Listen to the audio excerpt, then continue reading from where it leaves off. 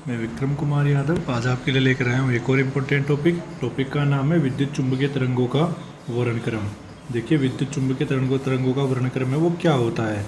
तो यहाँ से देखिए विद्युत चुम्बकीय तरंगों का वर्णक्रम। तो ईएम तरंगों को उनकी आवर्ती या तरंग दैर्ध्य की विभिन्न परासों में एक क्रम में रखने पर प्राप्त वर्णक्रम को क्या कहते हैं? ईएम तरंगों का स्पेक्ट्रम या फिर ईएम तरंगों का वर्णक्रम। ओके स्टूडेंट्स, तो देखिए यहाँ से अगर मैं बात करूँ तो मैं आवृत्ति और तरंग दैर्ध्य के पदों में ईएम तरंगों को रख रहा हूँ। तो अपनी ईएम तरंगें होती है कॉस्मिक तरंगे, गामा तरंगे, एक्स किरणें, अल्ट्रावायोलेट मतलब परावैंगनी किरणें, विजिबल मतलब दृश्य प्रकाश, इंफ्रारेड मतलब अवरक्त विकिरणें, माइक्रोवेव मतलब सूक्ष्म तरंगे, और ये होती है अपनी टीवी ट्रांसमिशन, रेडियो ट्रांसमिशन और रेडियो वेव। तो देखिए मैंने यहाँ पर इनके एक तरफ तो दर्शा रखा है किसको? तरंग दैर्ध्य को, और दूसरी तरफ दर्शा रखा है किसको? आवृत्ति को।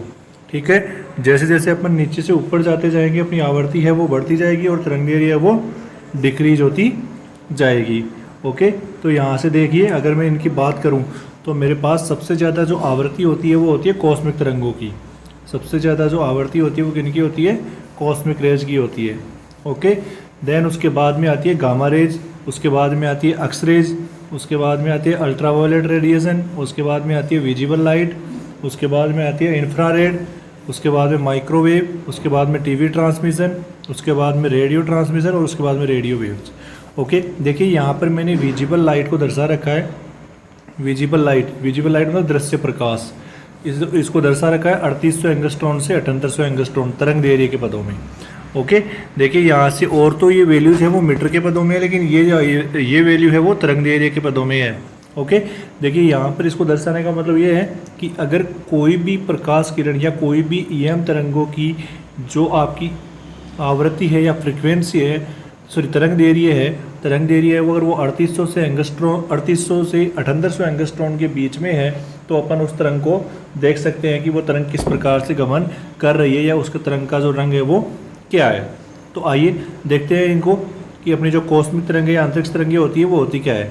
तो बाह्य अंतरिक्ष से पृथ्वी के वायुमंडल में अतिवेदनशील किरणें आती है जिनकी आवृत्ति 3 × 10⁻⁸ से 3 × 10⁻22 हर्ट्ज और तरंग दैर्ध्य लगभग 10⁻⁻7 से 10⁻⁻4 एंगस्ट्रॉन तथा जिनकी ऊर्जा 1.2 × 10⁸ इलेक्ट्रोवोल्ट से 1.2 × 10⁻11 इलेक्ट्रोवोल्ट की प्रास में होती है। इनको बोलते हैं अपन कॉस्मिक तरंगे। ओके स्टूडेंट्स, नेक्स्ट है आपकी अक्स किरणें, सॉरी गामा किरणें। गामा किरणों की अगर बात करूँ तो यह नाभिकीय विखंडन द्वारा उत्सर्जित होती है। इनकी वेदनशीलता अत्यधिक होने के कारण यह जीव जंतुओं के लिए हानिकारक है। मतलब गामा किरणें हैं वो जीव जंतुओं के लिए हानिकारक होती है। इनकी तरंग दैर्ध्य होती है 10⁻⁻4 एंगस्ट्रॉन से 1 एंगस्ट्रॉन तक, या फिर आवृत्ति होती है इनकी 3 × 10⁻22 हर्ट्ज से 3 × 10⁻18 हर्ट्ज तक। और इनके फोटोन की ऊर्जा मतलब ये तरंगे होती है, गामा किरणें होती है वो कितनी ऊर्जा लिए हुई होती है? वो होती है 1.2 × 10⁴ इलेक्ट्रोवोल्ट से 1.2 × 10⁸ इलेक्ट्रोवोल्ट। आगे है अक्स किरणें। अक्स किरणें क्या होती है? देखिए अक्स किरणें भारी धातुओं के परमाणु में उच्च ऊर्जा की कक्षाओं से अंतरिक्ष कक्षाओं में इलेक्ट्रॉन के संक्रमण द्वारा उत्सर्जित होती है। मतलब कोई इलेक्ट्रॉन उच्च ऊर्जा से निम्न ऊर्जा में संक्रमण करता है तो उसके कारण से अक्स किरणें उत्सर्जित होती है। इनका उपयोग रोगों के निदान के लिए व उद्योगों में धातुओं के आंतरिक दोषों का पता लगाने के लिए किया जाता है। इनकी प्रास होती है 1 एंगस्ट्रॉन से 0.1 एंगस्ट्रॉन से 10 एंगस्ट्रॉन तक, या फिर मैं यूँ कहूँ 10⁻19 हर्ट्ज से 10⁻17 हर्ट्ज तक। और इनकी जो ऊर्जा होती है वो होती है 10⁻3 इलेक्ट्रोवोल्ट से 10⁻5 इलेक्ट्रोवोल्ट। ओके, नेक्स्ट है पराबैंगनी विकिरणें। यह तरंगे विद्युत विसर्जन में परमाणुओं या अणुओं द्वारा उत्सर्जित होती है। यह किरणें विटामिन डी के निर्माण में सहायक होती है। इनकी सहायता से जाली हस्ताक्षरों या जाली मुद्रा की पहचान की जाती है। ओके, जाली साइन या फिर जाली मुद्रा, जैसे कोई मतलब नोट है वो फेक है या कोई नकली नोट है तो उसकी पहचान अपन यहाँ से इन किरणों के द्वारा कर सकते हैं। इनकी परास होती है 10 एंगस्ट्रॉन से 3800 एंगस्ट्रॉन, या फिर मैं यूँ कहूँ कि 10⁻17 हर्ट्ज से 10⁻14 हर्ट्ज तक। और इनकी ऊर्जा होती है 3 इलेक्ट्रोवोल्ट से 200 इलेक्ट्रोवोल्ट तक। नेक्स्ट है दृश्य प्रकाश। दृश्य प्रकाश क्या है? यह ईएम स्पेक्ट्रम का वह भाग है जिसकी सहायता से भौतिक वस्तुओं व विभिन्न वर्णों को देखा जा सकता है। इसके द्वारा अपन किसी भी वस्तु को देख सकते हैं। जैसे कोई प्रकाश किरण है वो किस प्रकार की है, लाल रंग की है, हरे रंग की है, कौन सी है, इसकी विभाजित कर सकते हैं। इनकी परास होती है 3800 एंगस्ट्रॉन से 7800 एंगस्ट्रॉन, या फिर 8 × 10⁻14 हर्ट्ज से 4 × 10⁻14 हर्ट्ज तक। और इनकी ऊर्जा होती है 1.6 इलेक्ट्रोवोल्ट से 3.2 इलेक्ट्रोवोल्ट। ओके, आगे देखिए अवरक्त विकिरणें। यह विकिरणें ताप तप्त वस्तुओं से उत्सर्जित होती है। इनका उपयोग रात्रि में फोटोग्राफी, रिमोट संचालन आदि में किया जाता है।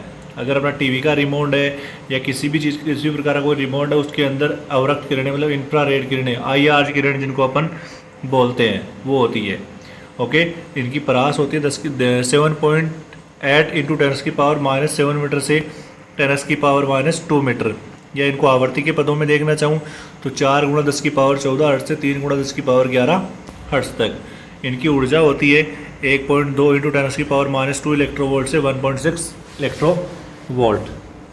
ओके, आगे है नेक्स्ट है सूक्ष्म तरंगें, माइक्रोवेव जिनको अपन बोलते हैं।